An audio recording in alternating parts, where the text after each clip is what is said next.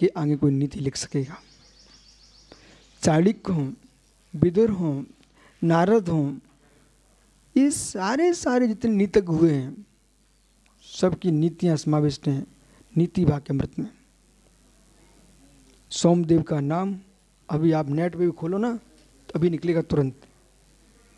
सोमदेव का नाम नीति शास्त्र में, अभी रामदेव बाबा के कोई चेला हैं, उन्होंने छोटी सी पुस्तक निकाली सुब्रसार, तो उसमें उन्होंने दैनिक जीवन की बातें लिखी, तो सारे सूत्र नीति वाक्यामृत के निकाल के रखे हुए। अध्ययन करना चाहिए आपको, कहाँ पर क्या चल रहा है। बड़े बड़े ग्रंथ आए हमारे पास, हमने उनकी प्रस्तावना पढ़ी, उनको लिखना पड़ा। छत्र चूड़ामणि का भी नाम कोई छोटा नाम नहीं है। जो साहित्यकार हैं उनको पता है छत्र चूड़ामणि। कल एक सूत्र याद कराया हमने बच्चों को, प्राज्ञी प्राण वियोगी मंडलंग गुरु बच्चा। तो एक शिष्य क्या बोलता है, प्राज्ञी प्राण वियोगी शिष्य अनुंग शिष्य बच्चा। अब सोचो उनसे क्या कल्पना करेंगे आप। उसने हमारे सामने सूत्र बदल दिया। वो कहता है कि प्राज्ञी प्राण वियोगी मंडलंग शिष्य बच्चा, पर ग्रंथ क्या कह रहा है, प्राज्ञी प्राण वियोगी मंडलंग गुरु बच्चा। प्रज्ञ पुरुष भी होते हैं, प्राणों का वियोग भी क्यों हो जाए पर गुरु के वचनों का उल्लंघन नहीं करते। छत्र चूड़ामणि आचार्य भगवत वादी सिंह सूरी। तो भैया जल्दी बैठो। प्राज्ञी प्राण वियोगी मंडलिंगनी गुरु बच्चा। संपूर्ण उत्तर पुराण नीतियों का पुराण है। रवसेन पद्म पुराण में नीतियां भरी पड़ी हुई हैं। आपको जगत में कोई नीति ग्रंथ खोलने की जरूरत ही नहीं है। आप 3 पुराण पढ़ लीजिए, पद्म पुराण, उत्तर पुराण, ये और जिनसेन स्वामी का महापुराण, ये 3 पुराण पढ़ लो ना, MA BA की क्लास में फेल।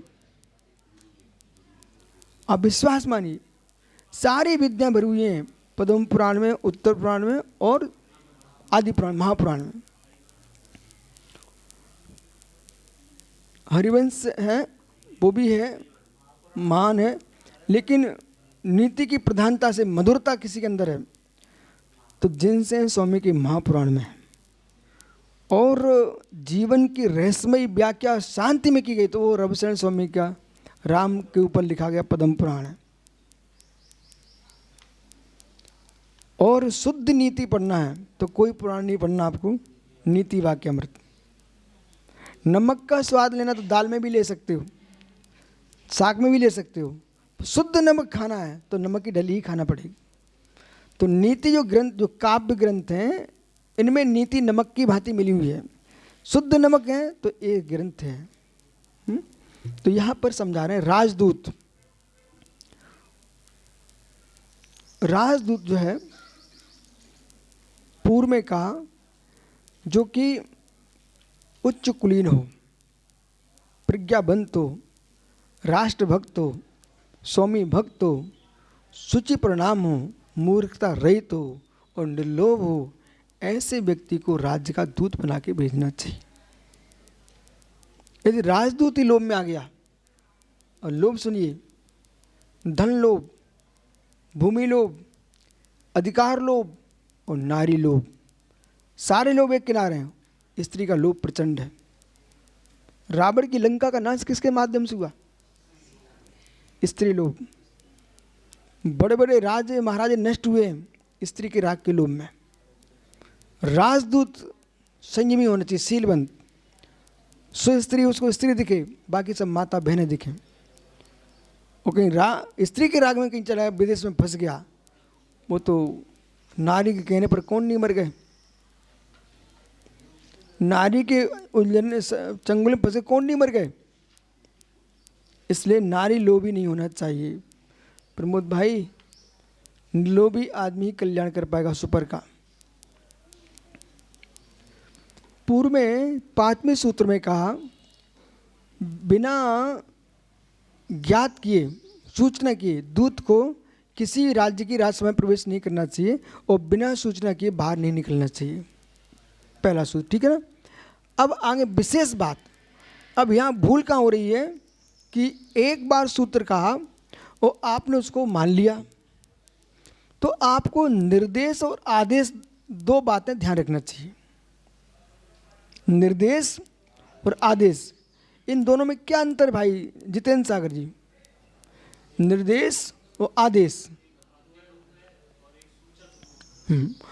तो निर्देश आदेश ये आपको यहाँ भी लागू लगाना है।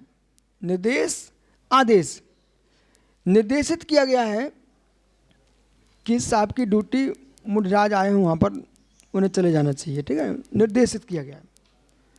आदेश, आज आपको अन्य जगह नहीं जाना है, आपको वही जाना है। चलिए एक सामान हो गया। अब निर्देश मिल चुका था, निर्देश मिल चुका था कि आपको मुनिराजों के पास रहना है, ठीक है ना। 1 घंटे बाद पुनः समाचार आ गया कि आपको शीघ्र ही भोपाल आना है। ये क्या हुआ? आदेश। ये महाराजों को, सैनिकों को सीखना चाहिए कि वहाँ मुख्यमंत्री, प्रधानमंत्री किसी ऑफिस से समाचार आ गया तो ये प्रश्न नहीं करें, सुबह तो आपने ऐसा बोला था तो मैं पहुँच गया, सुबह निर्देश था, अब आदेश निकल चुका, तुरंत शीघ्रता कीजिए। कोई विशेष बात होगी वहाँ निर्गन सागर को ये नहीं बोलना चाहिए, आपने कल तो कहा था कि भक्ति जो होगी वहाँ पहुँच के होगी, फिर अचानक कैसे बुला लिया गया? ये आदेश हुआ है। निर्देश के बाद पुनः सूचना की जाए तो आदेश मान करके पहुँच जाना चाहिए। जैसे निमंत्रण आमंत्रण में अंतर है, हर कार्ड में निमंत्रण मत लिख देना और हर कार्ड में आमंत्रण भी नहीं लिख देना। निमंत्रण कहाँ होता है सुब्रत सागरी? कातंत पढ़े सब। मरे के कार्ड पर निमंत्रण लिखा जाता है और ठीक है, विवाह आदि मांगलिक कार्य ना उसमें आमंत्रण होता है और मृतक में निमंत्रण होता है। तो पहले चिट्ठी अच्छे से पढ़ना चाहिए।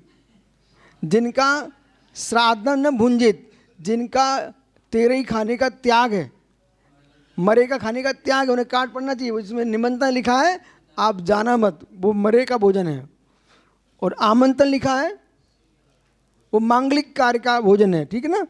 तो ये पत्रिकाओं में ध्यान रखना चाहिए, हर पत्रिका में निमंत्रण मत लिख देना भाई। नहीं नहीं सुनो, आमंत्रण लिख दिया, वो मुस्कुरा के भेंटे लेके पहुंच गया, वो देखता वहाँ तो लोग रो रहे थे, समझा कि ना।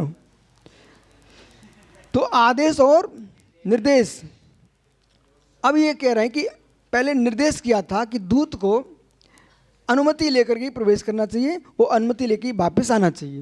ये क्या था? निर्देश। अब आदेश सुनिए। मत सौम्यनाथ संध्या कामो रिपुर्मा विलंबितम इच्छतिंत अन्याज्ञातोपि तुरोतोपसरेत गुण पुरुषांतर अपसप्रेत।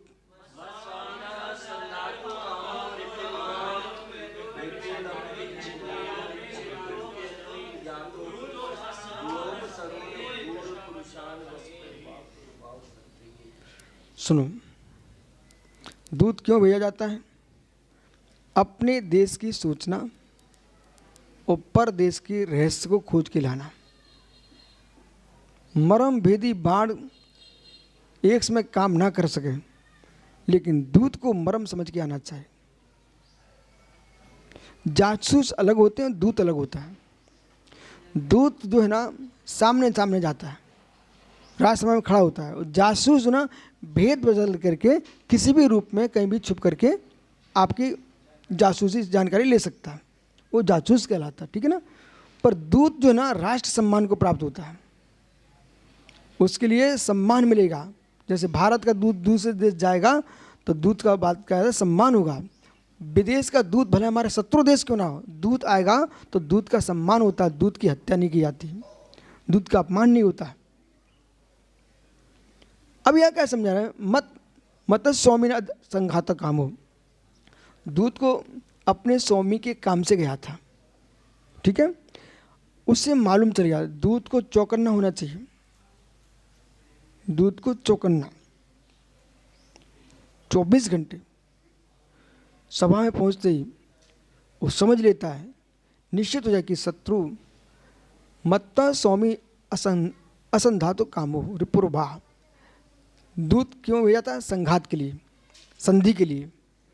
अब वो समझ गया ये शत्रु जो है ना राजा, ये संघात नहीं चाहता, संग्राम चाहता है। संघात मतलब संधि, ये संधि नहीं चाहता, ये संघात संघर्ष नहीं चाहता, संग्राम चाहता, युद्ध। ऐसे समय में वहाँ तुम लंबे समय तक इंतजार ही करते रहे, वो अनुमति नहीं दे रहा, अभी अनुमति नहीं दे रहा। मतलब जितनी जल्दी छोड़ देंगे तो हमारा रेस वहाँ पहुँच जाएगा, वहाँ रुके हुए हैं। तो दूत का कर्तव्य है बिना अनुमति के सिर निकल जाए, उसको अपने स्वामी को सूचना दे। अथवा विलंबितुम अच्छमति अनुज्ञातोपि, उससे बिना पूछे भी बिना आज्ञा ले दूर तो प्रसेद, शीघ्र ही दूर हो जाना चाहिए। अथवा गुण पुरुष अपसप्रेत। देखो इन भैया को सब पता है, इनको सारी कक्षाएं पढ़ाई गई हैं।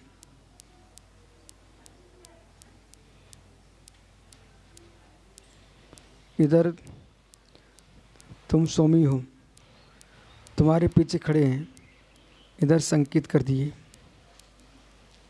नेत्रों से, अधरों से, आँखों से, इस सारी कला आना चाहिए। माना कि राज्य का दूत है, अकेला तो जाएगा नहीं, साथ में एकाध तो कोई होंगे ना। अब दूत को बिठाया गया अंदर सभा में आसन पर दूत के सामने हमारे सैनिक भी तो होंगे, पुलिसकर्मी भी तो होंगे साथ में। उन्होंने क्या किया, धीरे से इधर देखो। पहले संकेत सबको पता है कि आप निकल जाओ, उसको पता नहीं चलना चाहिए। और निकाल करके तुम शीघ्र जाके स्वामी को सूचना दो, ये युद्ध की तैयारी में है, आप सतर्क हो जाओ। हमने एक दिन आपको बताया था ना कि गुरुजी ने मुझे एक जगह भेजा कि तुम जाओ उनको लेके आओ, पर मैंने उधर रूप देखा, और रूप विकराल था। हमने प्रणाम नहीं किया उनको, और तुरंत हमने सूचना गुरुजी के पास भेजी कि आप जो है प्रवचन सभा में जाओ, आप प्रवचन को। परंतु जैसे दूत को भेजा गया है, राजा को दूत की बात में पूर्ण विश्वास होना चाहिए। और दूत के लिए पहले क्या, गुरु स्वामी भक्त। पहला सूत्र क्या बोला, स्वामी भक्त।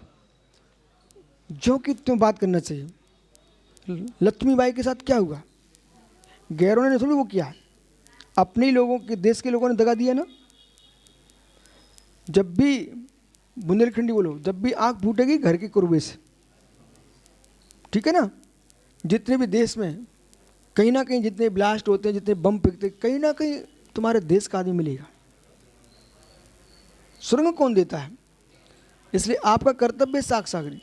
जिन मुनियों के बीच आप 24 घंटे रहते हो, उनके साथ भी आपको अच्छा व्यवहार करना चाहिए, पर स्वयं की रक्षा उनसे भी करना चाहिए।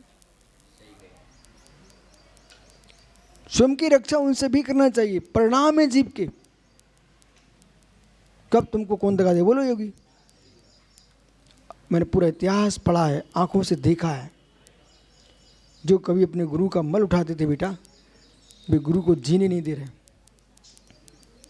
जिन्होंने गुरु के नाम पर जय जयकार की थी, वे आज गुरु के नाम पर हाहाकार मचाए। जिस पिता ने, जिस माँ ने बेटे के मल उठाया हो, छाती पर खिलाया हो, दूध पिलाया हो, वो बेटा माँ पिताजी की सैन्य पर बंदूक लगा कह रहा हिस्सा दो मेरा।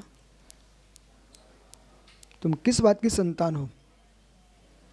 जिस गुरु ने तुमको एक एक अक्षर सिखाया हो, देखो भाई मैं तो इतना जानता हूँ, जिसने तुम्हें जरा भी उपकार किया, उपकारी का उपकार मानना।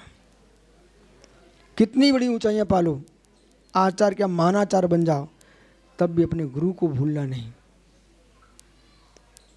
कभी नहीं भूलना। अरंत भी बन जाओ ना, तो अपने केवल ज्ञान में एक स्थान रखना कि मैं अरंत कैसे बनाऊं, अमुक गुरु से दीक्षा प्राप्त की थी, उसमें भी झलकना चाहिए तुम्हारे केवल ज्ञान में।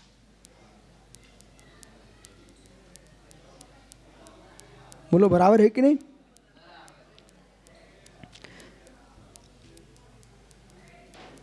मटका टेढ़ा हो रहा है तो कुंभ का तो ठोकेगा ना। उस मटका उसमें मुंह बना तो क्या फायदा, टेढ़ी हो जाएगा, कोई खरीदेगा भी नहीं। ऐसे शिष्य को गुरु समझाना तो मुंह टेढ़ा नहीं करना चाहिए, वहाँ सुधार करना चाहिए। सुधार करोगे तो तुम्हारी कीमत बढ़ेगी, और मुंह बिगाड़ोगे तो कोई कीमत नहीं बढ़ेगी, तुम्हारा सत्यानाश हो जाएगा। इसलिए आंखों में आंसू मत टपकाओ। आंसू टपकाना अज्ञानी प्रभावित होते हैं, मैं तो प्रभावित होता नहीं हूँ, क्योंकि आंखों 2-3 लोग टपकाते हैं। असमर्थ टपकाते हैं, अबलाएं टपकाती हैं, असमर्थ बलहीन अबलाएं टपकाती हैं, उनके आंखों से भरे ही रहते हैं, अबलाएं टपकाती हैं। अबला स्वभावी जो बलवान होते हैं वे अबला ही होते हैं, जो आंसू गिराते तुरंत। असमर्थ लोग आंख टपका। एक वो है भाई भक्ति में, राग में, वो विषय अलग है, लेकिन जहाँ देखो तुरंत आंसू टपकाने लग जाना, मुझे नहीं था मालूम ऐसा हो जाएगा। असमर्थ ही है। आइए भाई, तो नंदीश्वर भाई, प्रमोद, बलवान लोग अपनी वीरता का परिचय देते हैं और निर्बल लोग रो करके अपनी असमर्थता का ज्ञान कराते हैं। भैया क्या नाम है आपका? वर्मा जी, आपने अनुभव किया होगा, कुछ लोग ऐसे आपको मिलते हैं, आपको देखते भी रोने लगते हैं। कुछ ऐसे मिलते हैं, डंडे भी पड़ते हैं, तब भी वो मुंह नहीं खोलते। बराबर मिलते कि नहीं? ऐसे मिलते हैं। हमारे क्लास में एक बच्चा था, उसको टीचर ने जैसे ही कहा, ओ दिलीप भाई, अरे भाई वो तो ऐसे रोया, फूट फूट करके पूरे कपड़े गीले कर लिए। अब हमने कहा सर से उसको छोड़ दो, उसको बिठा दो। बहुत रोता था। तो मस्त गुण पुरुष अंता पर सुरेद, गुण पुरुष को बुला करके उनको सम्राट पर भेज देना चाहिए, जिससे कि राष्ट्र की रक्षा हो। धन्य वे लोग। मैंने एक दिन आपसे कहा था, आपका अभिनंदन भाई पाकिस्तान में गिरा, सारे कागज चबा लिए, लेकिन देश का रहस्य नहीं खोला। कितना विश्वास आपके ऊपर है। ओ हो, 3 लोगों पर लौकिक विश्वास होता है और चौथा परमार्थ विश्वास होता है। लिख लेना भाई आप। 3 लोगों पर सुब्र सागरी लौकिक विश्वास है और चौथा परमार्थ विश्वास है। हमारे देश का सैनिक सिपाही उसमें दोनों एक साथ, उस पर कितना गहरा विश्वास। पूरे अस्त्र शस्त्र इनके हाथ में है। ये घुमा कर गाड़ी बंदूक ऐसी भी तो कर सकते हैं, पर विश्वास कितना गहरा है। हमारा देश का सैनिक देश की रक्षा करेगा। ओह कितना गहरा विश्वास। दूसरा विश्वास डॉक्टर के ऊपर है। कभी इंजेक्शन जहर का लगा दे, पर हर व्यक्ति अपनी गुप्त से गुप्त बात रोगी की डॉक्टर से बोलता है। भाई डॉक्टर का कर्तव्य है सत्यता न दिखाए, उसका उपचार करें। दूसरा विश्वास। तीसरा विश्वास देश के शिक्षक पर। नन्हे बच्चे अपनी कोख से माँ कहाँ भेजना चाहती है, पर KG1 KG2 छोटे छोटे बच्चों को भी माँ अपने बच्चों को कैसे भेज रही, टीचर के हाथ में सौंप रही है। कितना गंभीर विश्वास है। अपने जिगर के टुकड़े को 2-2 घंटे क्या 12-12 घंटे 8-8 घंटे सोते। ये लौकिक विश्वास है। परमात्म विश्वास गुरुओं के ऊपर है। इनने अपने माता पिता छोड़ दिए, देखो मेरे पास बैठे हुए हैं। पूरे देश के जनता के विश्वास साधुओं पर होता है, तो साधुओं का कर्तव्य है वे साधु बन के रहें, अपराधी बन के ना रहें।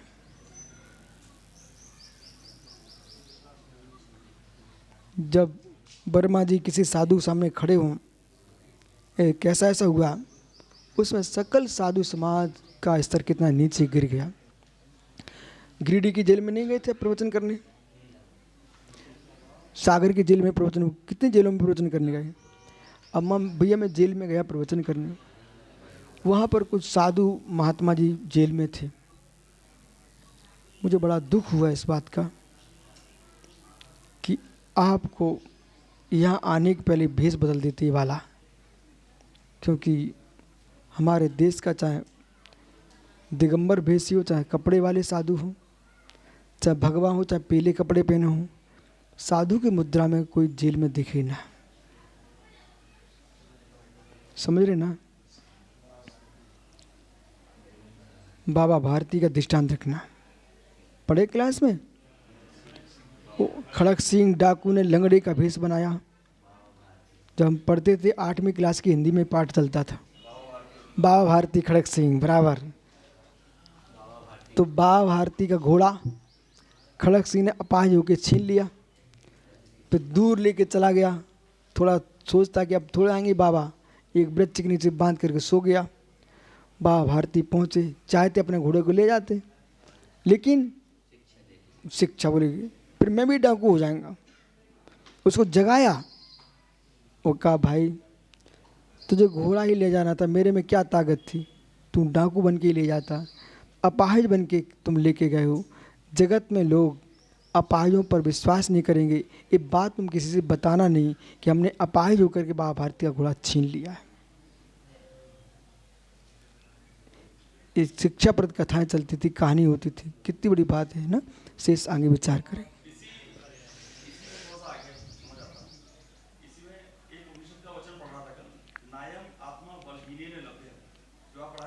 हाँ, बलहीन व्यक्ति के लिए कुछ भी नहीं, जो मुझे समझना है। आत्मा भी बलहीन व्यक्ति के लिए नहीं है। आप समझा रहे थे कि अयम आत्मा बलहीनम, बलहीन जीव जो है, क्योंकि उपनिषद पूरा आध्यात्मिक है, वो आत्म तत्व पर की प्रधानता से कथन कर रहा है। वर्मा जी, एक पर्वत को उखाड़ के फेंक के आ जाना सरल है, लेकिन निज के आत्म द्रव्य को पहचान पाना इन निर्बलों का काम नहीं है। आत्म बलि होगा, निश्चिंत होगा, विचार करना ये कठिन नहीं है। विचार करना ये कठिन नहीं है, निर्विचार होना कठिन है। विचार के पीछे भागोगे तो संकल्प विकल्प चलेंगे। विचार से शून्य होना, आत्मा की वो दशा जिस दिशा में माँ चिट्टे माँ जंपे माँ चिंते किम हो थ्रो अप्पा अपम्मिरो इनमें परम हुए झाड़म, जहाँ आत्मा को आत्मा में स्थित कर देना बलवान का काम है। बहुत बढ़िया सूत्र लेके आप आए, बलवान का काम है। निर्बल आदमी शारीरिक मेहनत करते मिलेगा,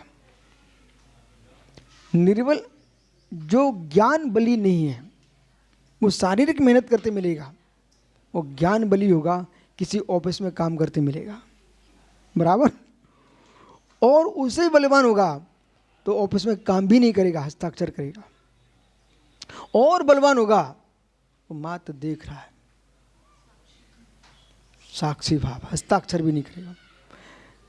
कर्तापन निर्बलों का काम है, कर्तापन निर्बलों का काम है। बलवान कर्तृत्व में नहीं जीता है, स्वभाव में जीता है।